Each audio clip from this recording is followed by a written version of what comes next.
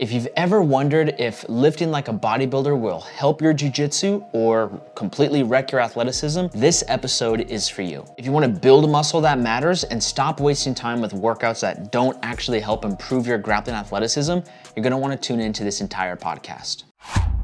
What's going on, everybody? Welcome to another episode of the Settlage Strength Podcast. I'm fired up and excited to be kicking it with you guys today, as always.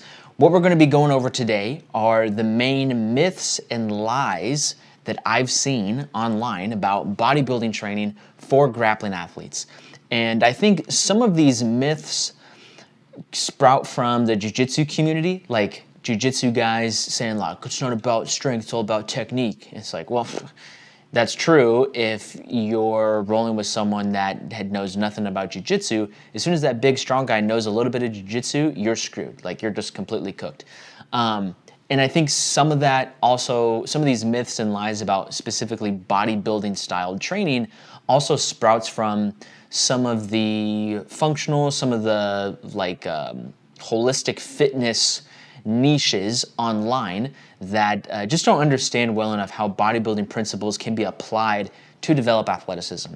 And so I have 7 myths that I found and ones that I've heard fairly frequently over the last several years. And then so I asked you guys on Instagram, what are some of the biggest myths or downsides that you have heard about bodybuilding training for jiu-jitsu? And you guys sent some really funny stuff. So what we're going to be doing is we're going to be listing each myth, and we're going to be breaking down how much of that myth is true, how valid is it, and is there something that we can pull from that to improve your own training. The main goal and the main intent behind this podcast is to equip you with the tools, tactics, and methods to take back control of your training. You can follow a training program on a spreadsheet. You can, follow your favorite grappling, lifting influencers, whatever the case may be. But at some point, you got to put yourself back in the driver's seat. You need to take back control of your own training. And I believe that breaking down each of these myths about bodybuilding training is going to be able to help you do that. So the first myth that I hear all the time about using bodybuilding style workouts and bodybuilding styled training principles for jiu-jitsu is that bodybuilding training is going to make you slow and you're going to gas out easier. I have never seen this to be true. Just because there may be a correlation about 2 aspects of athleticism, that does not mean that it is a causation. So just because pro bodybuilders on the Mr. Olympia stage, the biggest, most jacked, aesthetically looking bodybuilders in the entire world, just because those guys aren't very fast athletically or very explosive athletically or have amazing conditioning athletically, that does not mean that their style of training caused them to be that way. It's almost like saying, "Oh, jiu-jitsu is going to make your MMA worse." It's like, what? That doesn't make any sense. Like, jiu-jitsu is a part of MMA, or I'm sorry, I think I said that wrong. It's almost like saying jiu-jitsu makes your striking worse as an MMA fighter. It's like, that's not necessarily true. Just because you're grappling, that doesn't mean it has a direct negative impact on your striking ability. If you spend all your time on the mat doing jiu-jitsu and no time in the ring doing Muay Thai, kickboxing, striking, whatever the case may be, then yeah, you have a striking deficit. That doesn't mean that jiu-jitsu caused that, it just means that you didn't develop that in your training. And this whole idea about bodybuilding training causing you to be slower, causing you to be less conditioned, that's just not true. I've never seen that to happen. What I do see is athletes leverage bodybuilding training so much, they invest so much time into getting bigger and stronger and more jacked, but they also don't balance it out with explosive power work or conditioning. So if you're a grappling athlete and you want to pack on slabs of muscle, you want to get bigger, you want to get stronger, go for it. Like, follow the training programs that we got inside the Strength Matrix training app, do some classic hypertrophy work, but then also make sure you're doing your conditioning work and your explosive power work. That's something that I really made sure was included in just about all of the training courses inside the Strength Matrix training app. Because, and I know I've talked about this before, I don't believe that athleticism is something where you can just push a button. Like, okay, I'm gonna build muscle, my goal is to build muscle, I'm gonna push the muscle building button. It doesn't really work that way. It's more like a system of dials where you can push up and dial up certain athletic qualities or emphasize the development of those athletic qualities, but you also want to make sure at the same time you're not pulling down other athletic qualities. So if you're going to drive up and dial up the hypertrophy or muscle building athletic quality, that's great, but also make sure you don't completely zero out your sprinting. Make sure you don't completely zero out your conditioning or your explosive power. So is it true that bodybuilding will make you slow and gas you out easier? No, that's not true. I've never seen it happen. However, if you are only doing bodybuilding training, you got to make sure you're sprinkling in some of the other stuff too to make sure that you have a balanced training approach. Next myth, it's all isolation, no function.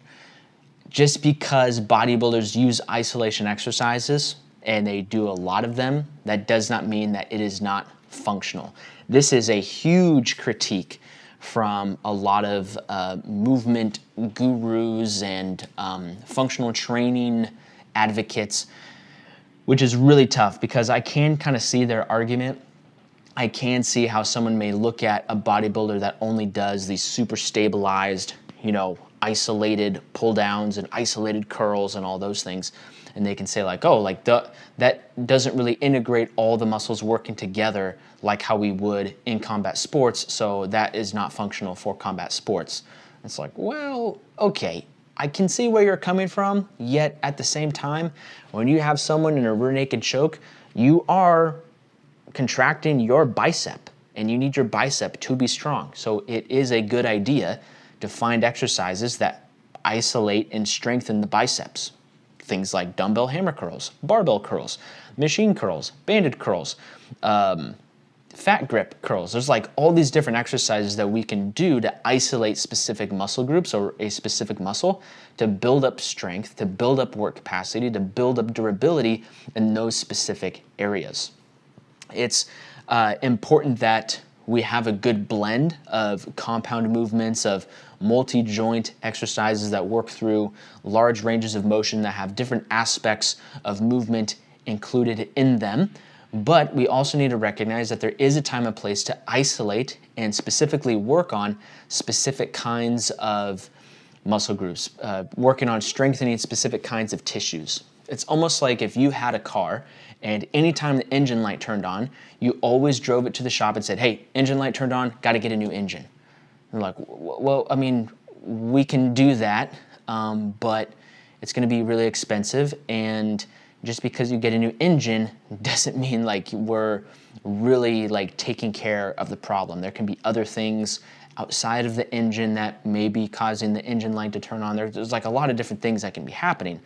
If the engine light turns on, there's a pretty good chance that if we just replace the entire engine, that the engine light's going to turn off. That doesn't mean it's the most efficient way to go about it or the most helpful way to go about it. And that's kind of how I look at the debate between big compound, quote unquote, functional movements and isolation exercises. I don't believe that there's any such thing as a non-functional exercise. The way that people talk about functional training and functional exercises online, it's always very specific to what they deem functional. So they're like, hey, we like to run, we like to sprint, so if these exercises aren't mimicking sprinting mechanics, they're not functional. It's like, well, that may be the case for sprinting, but if these exercises mimic some of the mechanics of what's required to finish a submission, sounds like it's pretty functional for jiu-jitsu. And so bodybuilding training and bodybuilding training principles definitely have their place really in every single athletic training program. It doesn't matter if you do jiu-jitsu, you wrestle, you do MMA, bodybuilding training has a time and place in your training program. It doesn't need to be the vast majority of your training program because it is a good idea to kind of fill in a lot of your training with compound, multi-jointed functional movements that go through all these different ranges of motion and movements. But that doesn't mean that by doing bodybuilding training, it's going to make you dysfunctional or anything like that. So I'd say the only downside or the only truth behind this myth that bodybuilding training is all isolation and no function is if you just only do isolation exercises and you do nothing else, which if you're only doing isolation exercises, that is equally as a bad idea, in my opinion, as only doing big compound movements. You can do those, there's a lot of value in doing them, but sometimes you do need to narrow your focus and get a little bit more specific on what you're training. I actually just had a coaching call earlier today. There's one athlete that I'm working with right now. He's prepping for Master Worlds, and we do a lot of compound lifts. He's doing zercher squats, trap bar deadlifts, Z presses, bench pressing, dumbbell overhead pressing, like a bunch of great stuff. A lot of compound lifts, but we also put in a lot of isolation exercises. We do a lot of isolation exercises for the neck. We do a lot of isolation exercises for the biceps and triceps. And he is competing in the gi at Master Worlds, which is, I think, they only have Master Worlds in the gi. And he was telling me how his elbow is getting a little bit of elbow tendonitis. His elbows, the tissues in his elbow are a little bit inflamed just due to all the gripping and the training that he's doing in the gi on the mat. Now, what is great about bodybuilding training is that there's bodybuilding training principles that we can use for elbow tendonitis that help isolate the tissues above and below the elbow joint, that help bring a little bit more blood flow into those inflamed tissues, help promote some of that healing and that restoration process. And there's also specific isolation exercises for the shoulder that we can do that can further help improve overall shoulder mobility. So that way there's less strain being put on the elbow in a lot of these different positions. If we only did big compound exercises, we wouldn't be able to narrow in our focus and address the actual issue that's going on, which is elbow tendonitis. And I think people can be short-sighted in either direction. If you only do big compound lifts, that's pretty short-sighted. If you only do isolation exercises and only care about bodybuilding, that's also short-sighted. So the myth that it's all isolation and no function, not true. Next myth that I see, and this one I'd say has more truth to it than some of the others that we've talked about so far, and this myth is that high volume bro splits or high volume bodybuilding splits don't translate to grappling.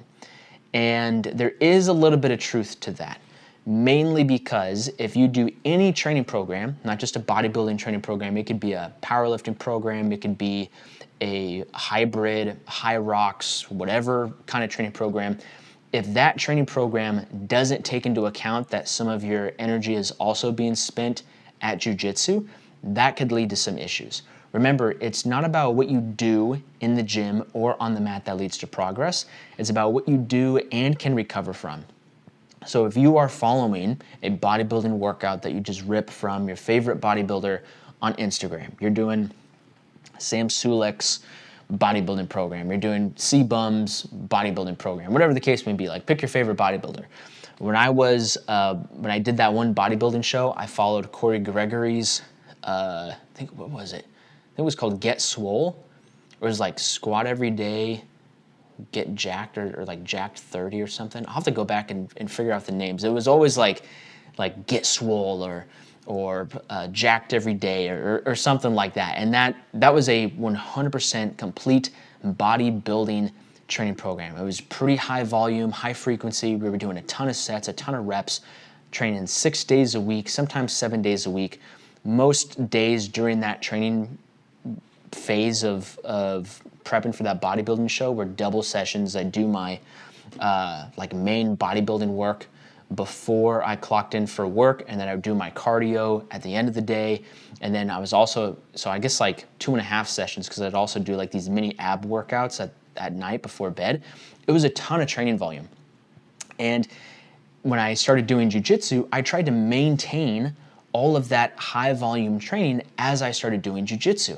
And I very quickly realized that just wasn't sustainable. I did not have enough energy and recoverability to be able to go to the gym 6 days a week, do cardio on all the days I wasn't doing jiu-jitsu, and do those mini nightly ab workouts, and be able to do all that and effectively recover. It wasn't working. There is a limit to how much work that you can do and still recover from. Because remember, it's not about what you do that leads to progress, it's about what you do and can recover from. So if you're following a bodybuilding workout that is specific to the task of bodybuilding, or even if you're following a powerlifting, power building, whatever training program it is, if it is designed in the context of this is the only physical activity you're doing for this day and the only physical activity you're doing across the week, That's a poorly designed training program for grappling athletes.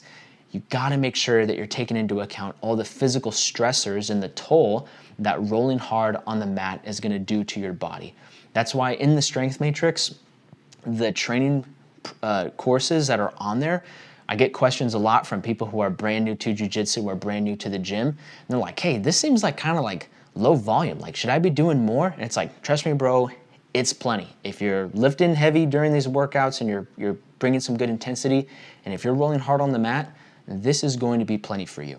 And so the myth that high volume bodybuilding splits don't translate well to grappling, the main truth that I see in this myth is that, yeah, that's the case if you're not managing your recovery well.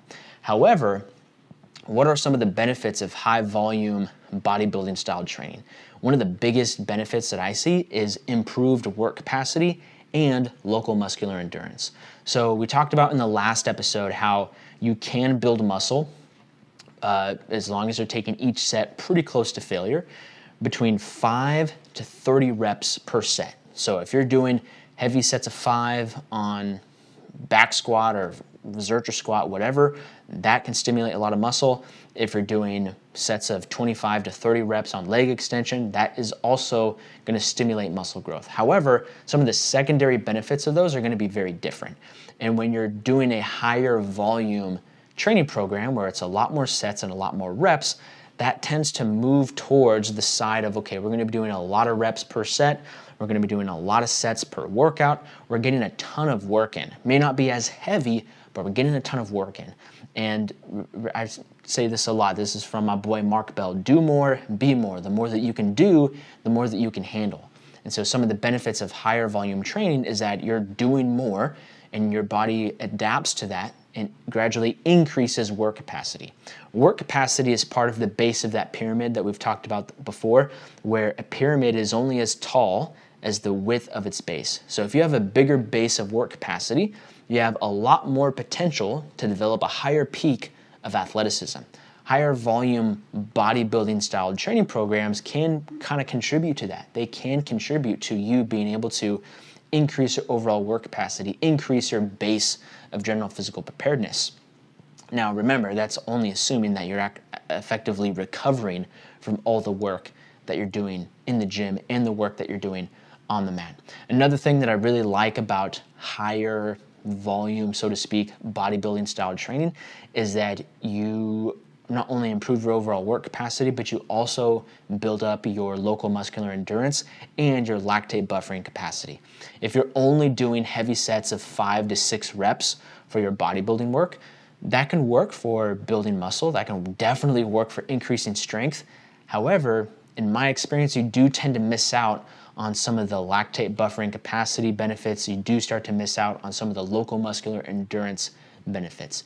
If you do a really, really heavy set of 5, that feels very different than a set of 20 taken really close to failure. And one of the main differences is that you get a crazy burn and a crazy pump on that set of 20. Now, that's not to say that one is better than the other.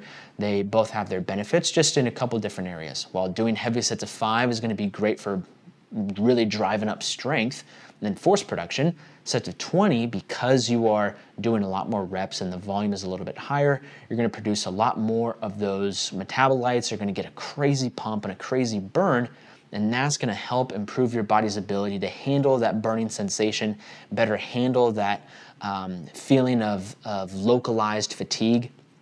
You know, when you're doing hard grappling training, there are going to be moments where you specifically feel like your forearms and your biceps are fried. They burn so badly and they're really pumped up. But you can't just like let go of your training partner, shake your arms out, and then get back into the position. You have to find a way to be able to handle that and deal with that discomfort. And I found that doing some higher volume bodybuilding style training can be a great way to train for that. Again, you can't really always do that with big compound lifts. Can't always do that with like these quote unquote functional movements and things like that. You can do that fairly easily with some isolation lifts or isolation exercises that come from bodybuilding. So the myth that high volume bodybuilding splits don't translate to grappling really only applies if you're following a training program that is designed for only bodybuilding, only powerlifting, only high rocks, only insert whatever your favorite training style is. If it doesn't take into account that you're also doing jiu-jitsu, yeah, that's going to be a problem. Other than that, this myth is a bunch of BS. Okay, this one's just hilarious because myth number 4, big muscles don't always equal mat strength. There's so much wrong with this one. First one being, what makes someone quote unquote mat strong doesn't always mean that like, doesn't always mean that, how should I put this? It doesn't mean that there's one specific kind of strength, like, oh, that guy has mat strength, and this guy over here, he just has gym strength. It's like, they're not necessarily two different things.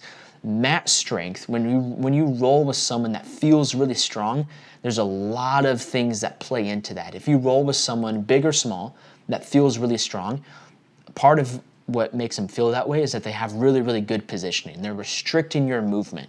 Now, part of how they restrict your movement is by using some strength, but there's also some technical skill and some technical ability that contributes to that.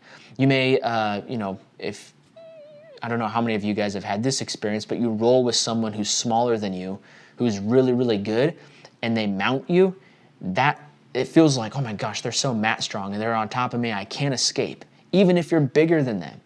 Now, some of that does have to do with their strength, but some of it also has to do with like, they're really technically skilled at being able to hold you and pin you on your back. Like there's some technical components to that as well. Now, when people say big muscles don't always translate to mat strength, I think what most people are talking about is like, yeah, just because that guy's big and jacked, he still got submitted by someone that's 50 pounds lighter than him. It's like, I think that is mostly due to the fact that that guy probably doesn't train jiu-jitsu, and less about the fact that this guy over here is only mat strong and this guy over here just is all show, no go. Because what I've seen is that when guys are big and they are jacked and they do learn a little bit of jiu-jitsu or they do learn a little bit of wrestling, they are nightmares to deal with. There's nothing harder to deal with on the mat than a guy who's big and is jacked and knows what he's doing. If you got a big jack guy that doesn't know what he's doing, it's pretty easy to roll him up. You know, there's a lot of stuff that you can do to like skirt around to his back and strangle him. You can foot sweep him. You can, attack his legs and all that stuff because he just doesn't know what's going on. And the same can be said for someone who's also really small and weak and doesn't know what's going on. But, most people don't brag about that per se. But if that big jacked guy starts learning jiu-jitsu, starts learning some wrestling, starts learning how to control his body, how to, maintain position, how to like protect his limbs and things like that, he becomes very, very, very difficult to deal with. And then that guy all of a sudden is like, oh, that guy's he's so crazy strong.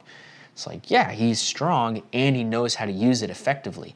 Just because someone has big muscles doesn't mean that they're not mat strong per se.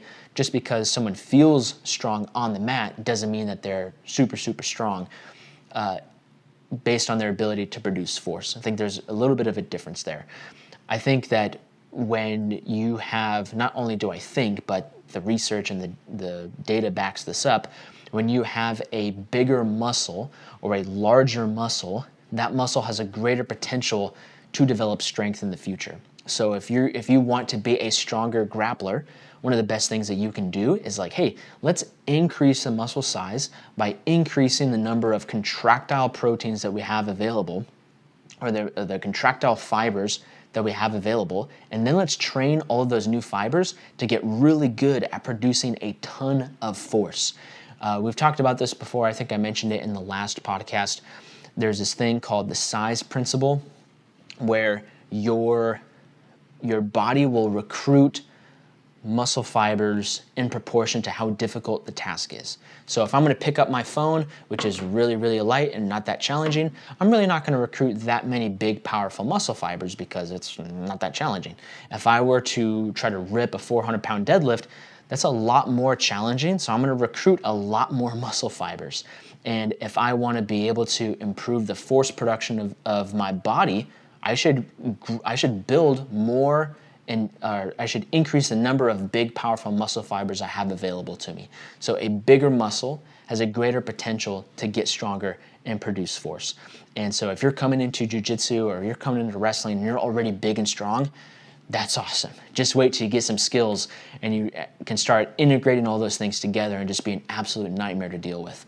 If you're not big and strong and you got some jiu-jitsu skills, now would be the time to start working on getting bigger and stronger. And I don't mean getting bigger in the sense that you're gonna like jump up 3 weight classes or anything crazy like that. I just mean like, let's decrease body fat. If you're a male grappling athlete and you're over 13% body fat, it's probably a little bit too high. I know for me right now, I just finished a decently long bulk and I haven't gotten my body fat percentage checked and I'm honestly kind of scared, to be honest. But if I had to guess, I'd say like I'm somewhere between 13, maybe even like 14 or 15% body fat, which for me is way too high compared to what I'd like to be at. So what I'm doing starting next week is I'm gonna start a little bit of a cut and decrease my body fat and just try to be as lean and as jacked as possible at my current body weight. I don't compete anymore, so I don't necessarily care that much about fitting within a certain weight class, but I wanna be able to hold on to as much muscle as I can while minimizing the extra fat that I have on my body. And so if you're a grappling athlete and you're smaller and you're not jacked, now would be the time to get jacked, to decrease some of that body fat, pack on slabs of muscle, and become an absolute menace on the mat. All right, next myth that I wanted to talk about, too much muscle damage crushes recovery. This myth honestly kind of isn't a myth. This is fairly true. Like if you are doing some of these bodybuilding workouts and you're going way too hard in the paint and doing so much work that you can't effectively recover for your jiu-jitsu training, that's a problem. So this really isn't a myth, but I still wanted to put it on here because I think people will use this phrase like, oh, bodybuilding training causes too much muscle damage and it's gonna negatively impact your recovery for jiu-jitsu. It's like, that's true, but the exact same thing can also be said for running. The exact same thing can be said for CrossFit, High Rocks, functional guru, exercises, whatever the case may be. You do too much of one thing so far to the point that you can't recover enough for jiu-jitsu, that's a bad deal. So you can use bodybuilding to stimulate muscle growth, improve your local muscular endurance, increase work capacity, improve physical resilience, and so that way you're able to decrease your risk of injury. You can do all of those things. And you can do all of those things all while not negatively impacting your jiu-jitsu training. There has to be a good balance. You got to watch, how much training you're doing in the gym. You got to watch how you're spacing out your training sessions throughout the week, but it is doable. And I've said it like 4 times already in this podcast. Remember, it's not about what you do in the gym or on the mat that leads to progress. It's about what you do and can recover from. So when it comes to how much bodybuilding training or bodybuilding training principles cause too much muscle damage, I always go back to the question that I get asked the most, which is how many days should I lift for jiu-jitsu? And I always say lift as many days as you can each and every single week, just as long as it doesn't negatively impact your jiu-jitsu training. If you are training jiu-jitsu 2 days a week, you could probably handle 3 to 4 days in the gym. If you're training jiu-jitsu 7 days a week, you could probably only handle about 2 days in the gym per week. I had another coaching call today with one of the athletes that I'm working with. He is doing about 10 to 11 hours of jiu-jitsu every single week. That's a lot. And so that's a lot of training that he has to recover from just from the stuff that he's doing on the mat. So the stuff that we do in the gym, it's gonna be a lot lower compared to someone like myself who right now is only doing about 3 hours of jiu-jitsu per week. So I got a lot more room in my recoverability meter to be able to spend it on doing more bodybuilding style training in the gym. A good sweet spot, I'd say, for most grapplers is about 2 to 4 strength and conditioning workouts per week. And across those 2 to 4 workouts per week, each and every single workout can implement some form of bodybuilding. I've talked about the training split that I currently run, which is a condensed conjugate split, and there's pretty much a little bit of bodybuilding in every single workout. Not a ton, but just like a little bit sprinkled in across all 3 workouts. And so there's definitely a way for you to be able to implement these bodybuilding training principles, these bodybuilding style exercises, without causing too much muscle damage to the point where it negatively impacts your jiu-jitsu training. And one of the best ways to go about that is to follow a structured training program that takes all of that stuff into account. And if you're interested in learning about how to enhance your grappling athleticism over the next 30 days, I have a 100% free training course called Grappler Accelerator. It comes with everything you need to get started to kickstart your grappling athleticism. It comes with a 30-day strength and conditioning plan, simple and clean diet guide, my super sleep toolkit has all my best practices over the last probably like 8 years of studying about sleep, all the best practices on how to get the best amount of sleep possible consistently, and has mobility routines, recovery protocols, everything that you need to get started on your training so that way you can get stronger, stimulate some muscle growth, and improve your conditioning. If you want to check that out, you can go to thestrengthmatrix.com/grappler and you can download it for free. Next myth that I wanted to talk about was, and this one's also pretty funny. Bodybuilding training destroys your mobility and athleticism. This is just like the first one that we talked about. Again, it's like saying, oh, jiu-jitsu ruins your striking. It's like jiu-jitsu does not ruin your striking. Bodybuilding training does not ruin your mobility and athleticism. If you only do jiu-jitsu and no striking, yeah, your striking's gonna suck. If you only do bodybuilding styled workouts, yeah, there's a chance that your mobility and your athleticism is going to suffer. There is a way that you can use bodybuilding training methods specifically to improve mobility and athleticism.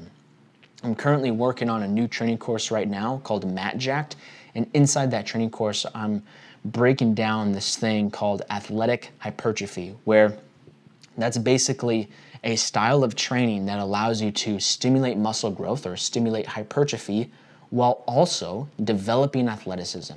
There's a way that you can use bodybuilding to just get jacked and nothing else. There's also a way, it's a little less popular, but it's very effective. There's also a way that you can use bodybuilding training to improve your mobility, to improve your overall flexibility. So, you look at some of these grappling athletes that are super mobile and super flexible. You can use bodybuilding style training to improve your mobility in a similar way. And you can also use bodybuilding training principles to improve aspects of your athleticism that are going to be important to use on the mat as a grappler. So this is just a myth. Again, if you only isolate and only do a bodybuilding focused training program, yeah, that doesn't sound like to me that there's a lot of mobility or athletic development training in there. However, if you use bodybuilding training principles in combination with proper mobility training, proper athletic development, you can have the best of all those worlds. All right, next myth. It ignores sport-specific demands. This one, again, I don't want to say that you need to adhere to all of your sport-specific demands and like only do Turkish get-ups because that perfectly mimics a technical stand-up and stuff like that. That's not what I'm saying, so don't get it twisted. However, this does bring up a good point that we do need to train with specificity. A few episodes ago, this is probably like 2-3 months ago, I did a podcast on the most important principles of strength training. And number one, the most important thing you need to keep in mind with your strength training is training with specificity. And that specificity means that you need to train specific to the goals that you have, specific to the physical demands of your sport, specific to developing your weaknesses that are going to allow you to perform better in that specific type of competition. You got to have specificity in your training. And even though bodybuilding or bodybuilders, the guys that step on stage, the guys that get all oiled up and all that stuff, even though those guys don't train specific to competing in jiu-jitsu, there are still some things that we can pull from how they train and how they eat that can benefit us as grapplers. I wrestled in high school. Most of you guys know that. I coached wrestling for a number of years, and between the time I stopped wrestling and the time I started doing jiu-jitsu, I did a bodybuilding show. I only did one bodybuilding show. I doubt I would ever do another one again, but I will say like that bodybuilding show was so much freaking fun. It was like one of the most fun experiences of my entire life. And one of the biggest benefits that I got from that, besides like getting in really good shape and like getting all oiled up and doing the tan and all that stuff, it was pretty funny. I looked like Robert Downey Jr. in Tropic Thunder because I got like the spray tan and it was, super dark. I'll just leave it at that. I don't read the script reads me, you know? Anyways, but I learned so much from going through that bodybuilding prep. I learned a ton about nutrition and how to manipulate different macronutrients to optimize training sessions, to be in a good spot, to decrease body fat and preserve muscle mass as much as possible. In that phase of training for the bodybuilding show, I also learned a ton about mind-muscle connection, stretch-mediated hypertrophy, even using different bodybuilding exercises to improve mobility. A big component about bodybuilding is posing, and I think posing and learning how to pose as a bodybuilder, doing the poses on stage, helped a ton when I started training jiu-jitsu, because when you're posing, like when the best bodybuilders in the world are really good at posing, they have such great control over their body. Like they are able to flex certain muscles and pull them and put themselves in different positions that display their physique best. Even though like a bodybuilder maybe isn't gonna like dunk on LeBron James, I still think that there are aspects of athleticism like mind-muscle connection, proprioception, kinesthetic awareness that bodybuilders have a very high competency in.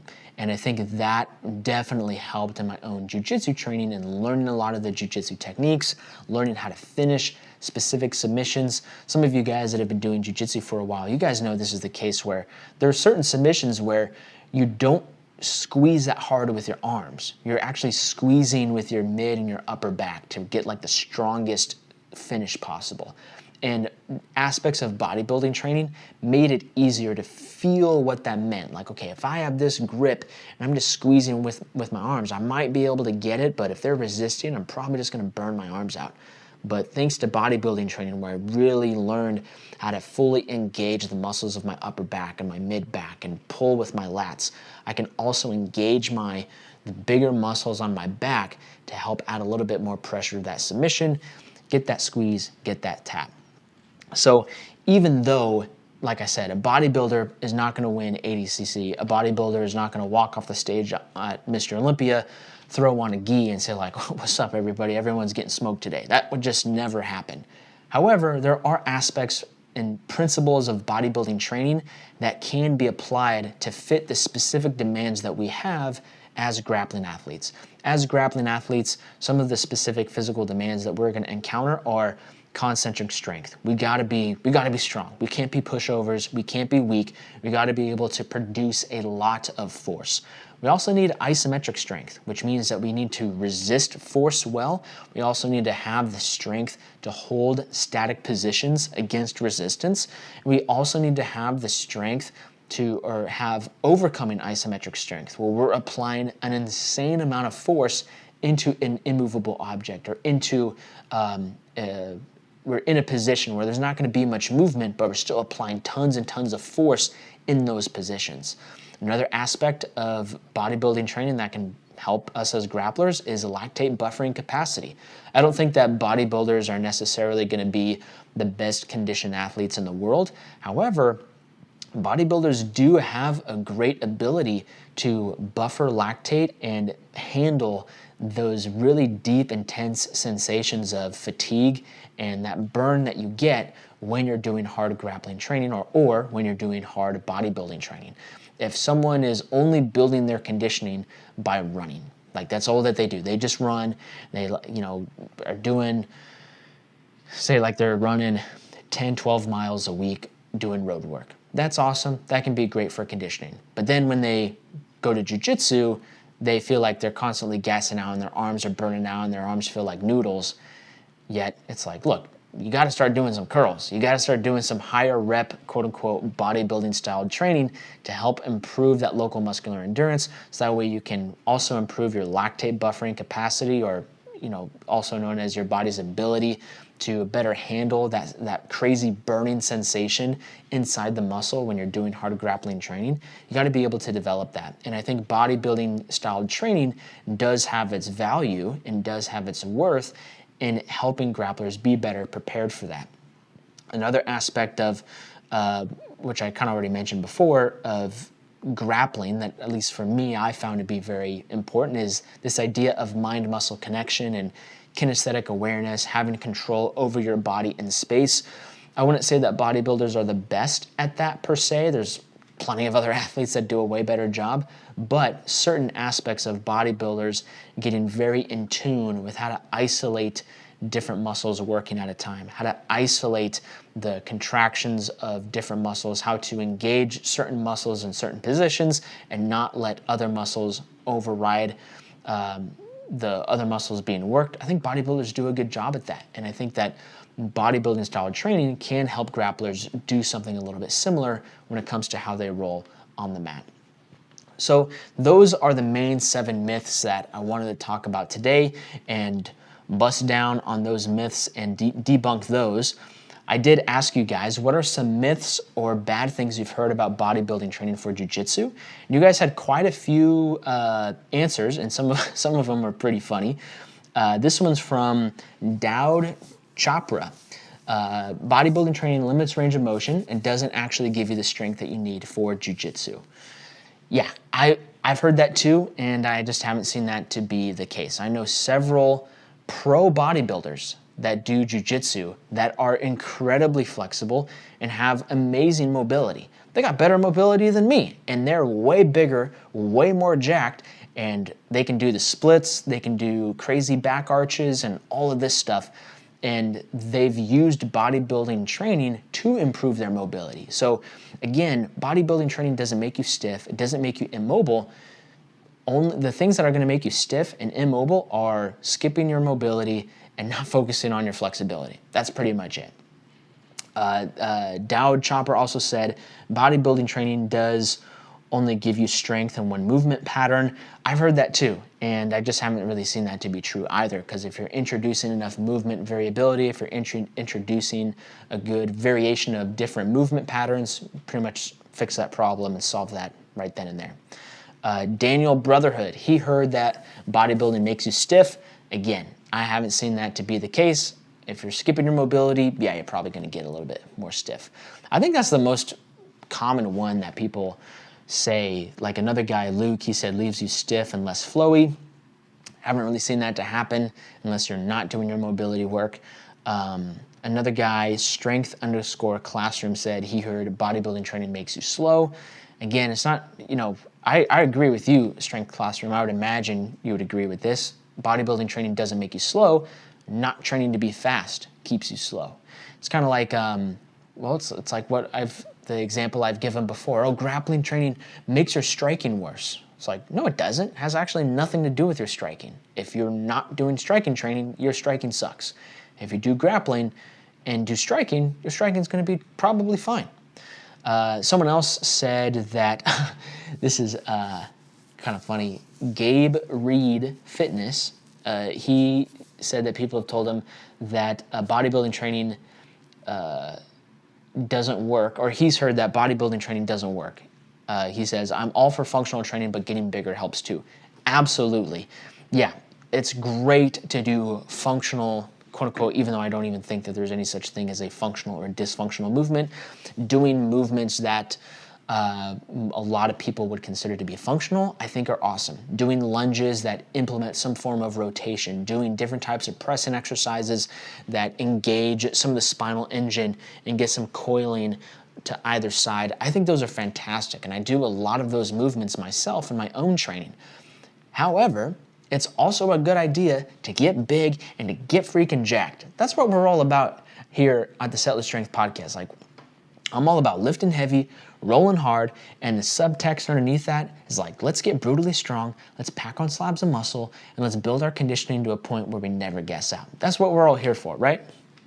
So I agree, Gabe. Like, again, I've heard people say that bodybuilding isn't functional, but at some point we got to get jacked. And I'll put it. I heard John Wellborn say this.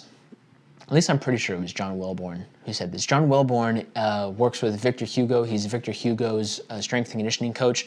He was saying, like, people were asking, oh, Andy played in the NFL, so this guy definitely knows what he's talking about. But he was saying something about responding to some criticism about using bodybuilding for football players and tactical athletes or people in the tactical community and all that stuff. And this also applies to jiu-jitsu. And he's like, look, man, we gotta get bigger. We gotta get stronger. Like if you're bigger and you're stronger, you're more durable. And who are the best, most experienced people on the planet at building bigger muscles? Bodybuilders. So let's find out what they did, pull from their playbook to help us get bigger and to help us get stronger. I think anytime someone completely writes off a certain style of training or a certain faction of strength and conditioning, I think that's extremely limited and it's extremely short-sighted. It's just as bad, in my opinion, as some of the old heads at jiu-jitsu who said, oh, leg locks don't work and they're too dangerous to train. Like, no one do leg locks. All right, dog, like if that's what you're gonna do, that's fine, but that's extremely short-sighted and it's only a matter of time before someone rolls up on you and throws in a heel hook and you're completely screwed. So I think there's pros and cons to a lot of these things. There's certain, you know, should I say, like functional fitness communities that have a lot of great stuff in their training methodology, but also they got some stuff that I don't think is helpful for grapplers, and that's okay. Everything is, when we talk about strength and conditioning, it's all about, okay, how can we look at as much stuff as possible, pull what works and or test things out, keep what works, and then just get rid of what doesn't work. For me personally, I've gone through so many different phases of training and styles of training that I've just gotten to the point where it's like, there isn't one best way to do it. There is a way that's most appropriate for this situation and this context, for this training goal and for this athlete right now. But what is most appropriate right now may not be most appropriate 6 months from now. What wasn't really helpful and didn't really interest me in my own training 6 years ago may be something that is exactly what I need to fix this weakness in my athleticism that I have currently. So I encourage you guys to be open-minded. I encourage you guys to, if you're listening to this podcast, like don't get dogmatic about any one particular style of training.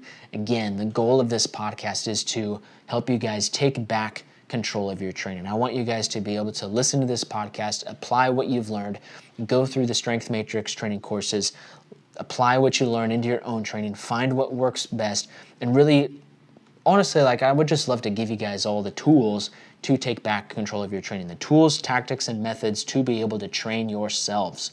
And it all starts with learning as much as possible, taking what works, getting rid of what doesn't. So last couple things that people said on Instagram. Oh, this is actually a really interesting one. Ham Adali said he heard bodybuilding training or using bodybuilding training to failure decreases performance. This is a really, really good response. So there are 3 types of training to failure. You can train to technical failure. So that basically means you train up into the point until you start to see some sort of form breakdown. So if you're doing a deadlift, you know, you're basically training up into the point where your back starts to round and you look like a dog taking a dookie. That would be training up into the point of technical failure. I think it's really important to pretty much train to technical failure on everything. You should train as hard and as intense as you can, right up to the edge of technical failure, but don't go beyond the point of technical failure. Now, the second kind of training to failure is intentional failure.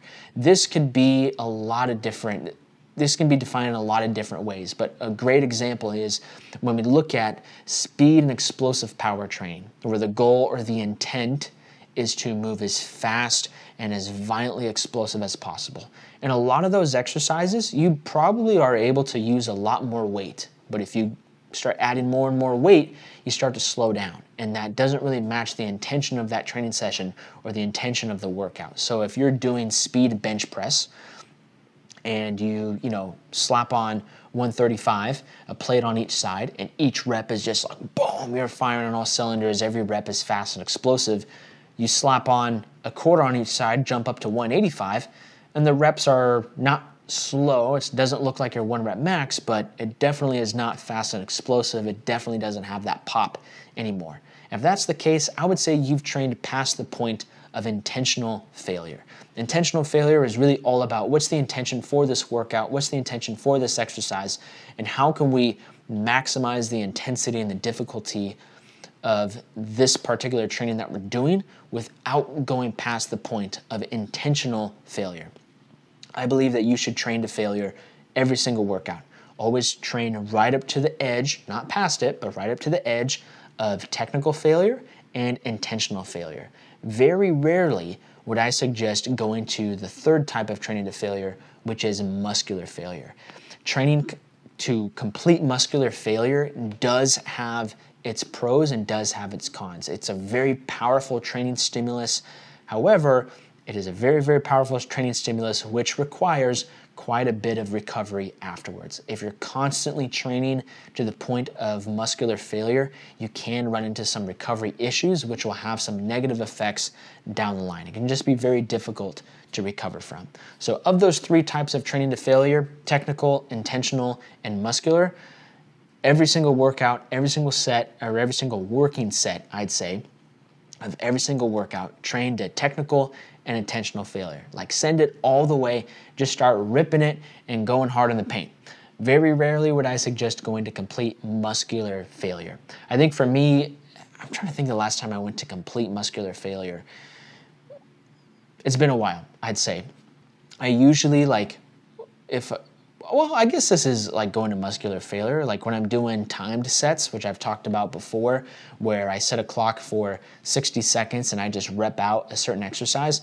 I am oftentimes training to failure. Where I do is, I get like a ton of good reps in, and like say around 40 seconds, I like fail the set. I gotta shake my arms out a little bit, and then the last, 17, 15 seconds, start hitting it hard again. So I do train to muscular failure, but just not that often, I would say. And then last one here is, this is pretty interesting. This guy says you should just keep bodybuilding like normal and your body will adapt to jiu-jitsu. And this is from Life of Travieso. And I think I hear where you're coming from, Life of Travieso, but I would also caution you to that. If you just keep bodybuilding training like normal and do jiu-jitsu, that is true, your body will adapt to jiu-jitsu, but I don't think that is the most optimal approach to take. It's important to look at how you're training in the gym, and if you really care about maximizing your performance on the mat, it's a good idea to make some changes, even to your bodybuilding training, that make it a little bit more optimal not just more optimal, but a little bit more optimal and specific towards the performance goals and the physical demands of training jiu-jitsu on the mat. I think when guys say they'll make these videos critiquing how people are training for certain sports and like, this guy could just bench press and he would be totally fine. Just do your sport and bench press. It's like, I hear what you're saying. It seems like that's kind of a response to some of the more extreme, quote unquote, sport specific training, like doing banded double legs and all that other stupid stuff. But at the same time, it's like there has to be something in the middle. There was actually a guy that commented on one of my Instagram posts. This was a while ago. Like every post on my Instagram story that he didn't think was correct, he'd reply and say like, this is false. There's a study that says blah, blah, blah, blah, blah. And it was just super annoying. But he was a power lifter and he squatted, I think he said he squatted 800 pounds, which if that's true, that's incredible. Like I've seen a couple people squat 800 pounds and regardless of what kind of athlete you are, squatting 800 pounds is insane. It is so impressive. But he was basically saying like, I don't need to be able to do a Nordic curl. I don't need to be able to do pull-ups. I squat 800 and I deadlift 700 or something like that. And this guy was, of course, a white belt. And I was trying to tell him like, look, man, like that's great that you can do that. You probably have more strength in those lifts than really any other grappling athlete needs to be an effective grappling athlete. But that doesn't mean that those things are going to cover all of your athletic needs as a grappler. If you squat 800 pounds and you deadlift 700 pounds, you can produce a lot of force in that bilateral sagittal plane. But I would guess that you also have some limitations and some weaknesses in your rotational explosive power and your rotational strength. I would also guess that there might be some mobility restrictions that you have from building up the capacity to handle those types of loads. That doesn't mean that because you squat 800 that you have poor mobility, but oftentimes if you're gonna squat 800, you're not also training to be as mobile and as flexible as possible within the context of grappling. So I can see where on the spectrum of people going so sport specific that they do really silly exercises like banded double legs, and I would honestly throw Turkish get-ups in there. I think Turkish get-ups, when people say that Turkish get-ups are a good exercise for grapplers, I always want to ask them, like, good for what? And then like, listen. And then if they say, oh, it's great for building strength, it's like, it's not. It's like a terrible strength exercise. It's great for shoulder stability, that's great as like a warm-up. And if you like doing the Turkish get-up and you get really strong at that exercise, like I think that's really cool, but that doesn't mean it's a great strength exercise, a great force production exercise for grapplers. So we have that on one extreme end of this spectrum. And I think there's also people on this other extreme end of the spectrum where they say, oh, if I squat 800, like I'm strong enough for jiu-jitsu. It's like, yeah, in the squat, but there's more to jiu-jitsu than just squatting up and down, so there's probably some other things that you need to work on. And I think where the best results come from is a balanced approach in the middle, something where you can use some of these big compound exercises, you can use bodybuilding style training, you can train really, really hard in the gym, you can lift heavy in the gym, which is what I freaking love doing, while also respecting the fact that if you care about being the best grappling athlete that you can be and enhancing your grappling athleticism, we have to take what we do in the gym and apply the context of grappling, or at least apply different things to what we do in the gym, so that way it is specific to helping us perform better on the mat. It's just like if someone were gonna compete in a powerlifting competition and they're like, I'm gonna go run a marathon. It's like, that doesn't make any freaking sense, because what does powerlifting have to do with running a marathon? You know, there's probably some benefits in the middle where a powerlifter who is only going to be doing squat, bench, deadlift could benefit from doing some conditioning training. That doesn't mean that they need to go run a marathon. So thank you guys so much for tuning in. This is my favorite thing to do each and every single week, hang out with you, teach you more about how to lift heavy, roll hard, and take back control of your training.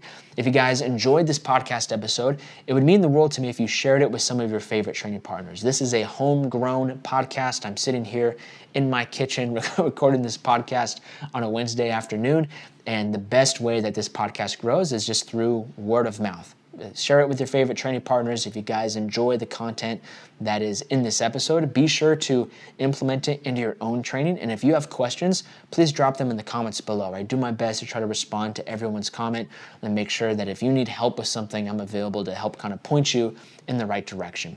Lastly, if you want to get started on kickstarting your grappling athleticism over the next 30 days, check out the Grappler Accelerator training course. It has everything you need to get started on getting brutally strong for jiu-jitsu, stimulating some muscle growth, and improving your conditioning. You can check that out at thestrengthmatrix.com/grappler. Lift heavy, roll hard, and I'll catch y'all later. Peace.